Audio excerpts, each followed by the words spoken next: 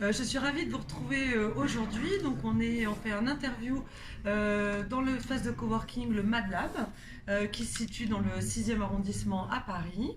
Et donc j'ai l'honneur d'avoir deux invités aujourd'hui pour nos interviews. Donc je vous présente tout d'abord Diego Le Gallou, bonjour, qui est donc responsable du Mad Lab, donc le coworking où on se trouve. Et donc j'ai également Yann Maël Larère. Bonjour. Qui est donc un des fondateurs de la société OKDoc. Tout à fait. Donc écoutez, on va essayer de découvrir un petit peu vos activités, découvrir votre parcours, ce qui vous a donné envie d'être dans l'entrepreneuriat, et puis on va répondre un petit peu aux enjeux que sont les nouvelles formes de travail, et puis on retrouvera bien sûr toutes nos rubriques de d'habitude. Donc on va commencer par Diego, donc merci déjà de nous accueillir dans ton lieu. Raconte-nous un petit peu quel est ton parcours et qu'est-ce qui t'a amené à gérer cet espace. Concernant mon parcours, c'est assez particulier. Disons que j'ai un parcours d'autodidacte qui a commencé aux alentours de mes 16 ans. J'ai fait beaucoup de choses, j'ai fait de la politique, j'ai été aussi dans les Nations Unies. J'ai aussi fondé des associations, un syndicat étudiant. Ensuite seulement j'ai commencé mes études, ce qui peut paraître paradoxal. Et comme j'ai monté beaucoup d'associations, j'ai dirigé aussi des associations avec des salariés. Enfin, je me suis toujours trouvé en fait en position d'entrepreneuriat, et ça assez jeune en fait. Et c'est assez naturellement qu'à un moment donné, je suis allé vraiment vers l'entrepreneuriat au sens strict du terme. Et quand en fait s'est présentée l'opportunité de monter le Mad Lab pour la structure Article 1, j'ai saisi l'occasion et il s'avérait que c'était un choix que j'ai pas regretté. D'accord. Donc le Mad Lab a ouvert il y a 2 ans, un peu plus de 2 ans maintenant. Alors c'est un lieu qui est un petit peu atypique parce que du coup on se trouve en fait dans le plus ancien restaurant universitaire de France. Donc c'est en fait le premier restaurant Crous en fait qui a été créé et qui a donc été réhabilité. Donc raconte-nous un petit peu comment ça s'est fait et puis l'histoire de ce lieu. Alors, au tout début de ce projet, il y avait un budget participatif de la ville de Paris. Pour faire simple, ce sont les citoyens parisiens qui choisissent des projets. Et dans ce cadre-là, il a été décidé de créer des coworking pour des étudiants entrepreneurs. Ce qu'on a de très particulier, c'est qu'en fait, on réutilise des locaux qui sont ceux d'un restaurant universitaire, donc un lieu qui sert de cantine, pour faire simple. Et tous les jours, à partir de 14h30, on l'ouvre pour en faire un coworking, un espace d'événements, de formation, ouvert aux étudiants, aux entrepreneurs, aux étudiants entrepreneurs, et à un prix qui du coup défie toute concurrence parce qu'on est vraiment dans l'intensification d'un lieu qui avait déjà une fonction. D'accord, donc du coup, l'offre en fait ici, comment ça fonctionne concrètement? Alors on est sur des abonnements mensuels et ça se situe entre 10 € par mois pour un étudiant à 72 € TTC par mois pour un pro. D'accord. Et du coup, ce que tu me disais tout à l'heure, c'est que ce sont des prix où tout est compris dedans. Hein. Tu me disais il n'y a pas d'option en plus pour les gens qui ont l'abonnement mensuel. C'est ça, c'est que faut pas oublier qu'Article 1, à la base, c'est une association qui travaille autour de l'égalité des chances. Et pour nous, il y avait vraiment un enjeu de permettre à tous d'entreprendre. Et donc, si on commence à mettre un prix bas pour derrière en fait vendre des options en pagaille, ça ne nous paraissait pas honnête. Et on préférait clairement en fait faire une offre vraiment all-inclusive avec tous les services, y compris l'accueil de réunions, d'invités, tout inclus. Et plutôt qu'en fait, parce qu'encore une fois pour nous l'enjeu c'est que l'entrepreneur il vienne et qu'il puisse en fait faire tout ce qu'il a besoin de faire sans se dire qu'il aura des surcoûts, qu'il puisse aussi mettre fin à son abonnement tous les mois sans avoir de préavis, toute la liberté en fait d'entreprendre sans se rajouter en fait une difficulté supplémentaire sur le plan financier. Donc Yannaël, merci. Bonjour. Alors pareil, raconte-nous un petit peu ton parcours et puis qu'est-ce qui a fait que tu es un petit peu à la genèse du projet de OKDoc. Alors j'ai moi-même fait une thèse sur les relations numériques de travail que j'ai terminée il y a 2 ans. Et j'ai rencontré à la suite de cette thèse une de mes associées lors d'un colloque sur l'avenir du travail, et elle était la connexion s'est faite un peu par hasard. Elle s'est dit enfin un docteur sur la scène, et on s'est mis à échanger. On s'est dit qu'il fallait qu'il y ait plus de docteurs dans les entreprises et qui rayonnent un peu en France. D'accord. Et donc raconte-nous un petit peu quel est le concept en fait d'OKDoc. Alors le concept d'OKDoc est très simple. Il consiste à faire intervenir des jeunes docteurs et des doctorants dans les entreprises sous sous la forme de missions courtes pour valoriser leurs travaux.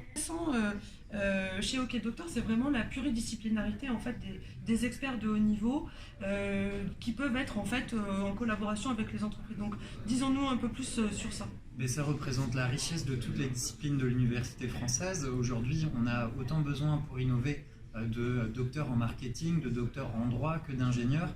Et jusqu'à présent, les entreprises n'avaient tendance qu'à regarder les ingénieurs. Et on pense qu'il y a vraiment une complémentarité à faire appel à toutes ces expertises qui font la richesse de l'université et de la France. Et du coup aussi, via cette structure, vous essayez de faire passer un message en fait, par rapport à la vision que la société peut avoir des chercheurs. Qu'est-ce que tu aimerais partager par rapport à ça? Le constat, c'est qu'aujourd'hui, en France, on n'innove pas suffisamment par rapport aux autres pays. Et si la France veut les rattraper, elle va devoir faire appel à toutes ses forces vives, et notamment les docteurs qui sont vraiment sous-exploités, sous-utilisés, si tu peux me permettre. D'accord, ok. Donc les gens qui suivent Coworking Channel sont principalement des porteurs de projets, des entrepreneurs. Comment est-ce que OKDoc peut les accompagner au quotidien? C'est assez simple. L'idée d'OKDoc, c'est de valoriser l'expertise des docteurs et de la mettre à disposition des entreprises, et en particulier des startups, puisque les startups ont aujourd'hui besoin d'expertise sur un certain nombre de domaines très pointus sur des territoires qui sont un peu inexplorés aujourd'hui. D'accord, ok. Diego, un peu la même question en fait. Comment est-ce que cet espace de coworking en fait peut accompagner et peut aider les entrepreneurs qui nous regardent? Bien, c'est très simple. Aujourd'hui, il y a beaucoup d'entrepreneurs qui sont en démarrage, qui cherchent encore leur modèle économique, qui n'ont pas encore développé leurs produits. Et nous, avec des tarifs pour les étudiants de 10 € par mois et pour les non-étudiants, toutes classes confondues, à 72 € TTC par mois pour l'illimité, l'accès en illimité, on permet en fait à tous d'accéder au coworking. Et c'est ce qui était vraiment important au niveau de notre projet. D'accord, ok. Donc aujourd'hui, on est vraiment à un tournant, l'ère numérique, la transformation digitale, et on sait, d'un point de vue factuel, que la France est un petit peu en retard sur tous ces sujets. Ce qui est intéressant en fait, et c'est le lien aussi que vous avez en fait tous les deux invités du jour, c'est qu'en fait ça permet d'avoir un lieu où les chercheurs, les entrepreneurs finalement peuvent se rencontrer et du coup en fait faire en sorte que cette ère numérique, on y passe un peu plus rapidement et qu'on rejoigne un peu les autres pays. Qu'est-ce que vous en pensez? Justement, c'est le slogan d'OKDoc, c'est connecter l'entreprise et la recherche. On constate qu'on est dans un monde de plus en plus complexe et qu'on a besoin d'expertise forte pour comprendre ce nouveau monde, et pas uniquement des expertises qui sont aujourd'hui visibles dans les entreprises et qui se résument à des PowerPoint. Il faut vraiment équiper intellectuellement le débat public et le débat industriel en France. D'accord.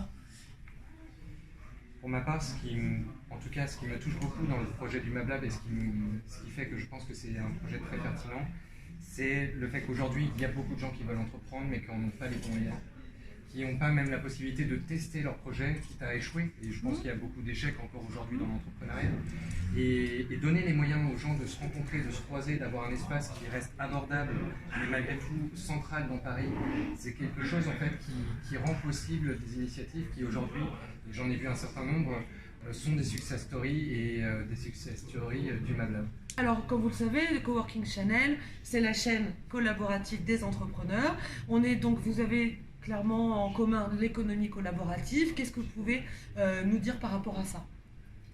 Bien que lorsque des fois des établissements publics comme le Crous de Paris et des acteurs privés comme Article 1 s'associent pour essayer de créer quelque chose de nouveau en utilisant des espaces publics, on crée des innovations qui sont vraiment au bénéfice de tous et surtout de l'entrepreneuriat pour tous. Et c'est quelque chose de magnifique. D'accord. Comment tu vois les choses, toi, pour ta structure? Alors nous, on est très engagés pour valoriser les docteurs, puisqu'on considère que s'il n'y a pas de débouché pour eux, on n'aura plus de personnes qui s'inscrivent en doctorat. Et là, tout l'enjeu, justement, sur l'innovation, c'est d'avoir des experts qui sont capables d'outiller les innovations de demain et d'éclairer un peu la société, on le voit avec les débats actuels. D'accord, ok, très bien. Alors on va continuer avec la rubrique les gens qui nous suivent connaissent bien. C'est le petit conseil qu'on donne donc aux porteurs de projets, aux entrepreneurs. Qu'est-ce que tu pourrais nous faire profiter comme expérience, un petit conseil que tu pourrais donner aux gens qui nous regardent? Le conseil que je donne la plupart du temps, ou en tout cas qui est la ligne directrice, c'est de partir toujours de ses ressources en tant qu'entrepreneur, partir de son propre réseau, de ses propres expériences, et ne pas chercher à inventer quelque chose qui soit déconnecté de son propre vécu. D'accord, ok, très bien. Yann Maël, qu'est-ce que tu pourrais nous donner comme conseil? Mon conseil, c'est d'investir les réseaux sociaux. Créez-vous des bons réseaux, notamment sur LinkedIn et Twitter. C'est essentiel, ça coûte pas très cher, sauf un petit peu d'investissement en temps et vous y retrouverez très vite. Ok, bah écoutez, merci beaucoup pour tous ces précieux conseils. Et on va finir donc la rubrique par la définition de votre activité en 5 mots-clés, 5 hashtags, d'accord? Alors dans mon cas, ça serait low-tech, immobilier agile, l'université de demain, l'entrepreneuriat pour tous et construire le territoire différemment. D'accord. Alors, innovation, expertise, doctorat, France et valorisation.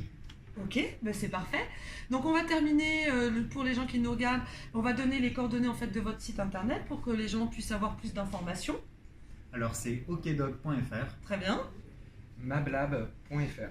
Ben écoutez, merci beaucoup de nous avoir reçus, de nous avoir accordé cette interview. Merci à tous ceux de nous suivre toujours plus nombreux sur les réseaux sociaux. À bientôt.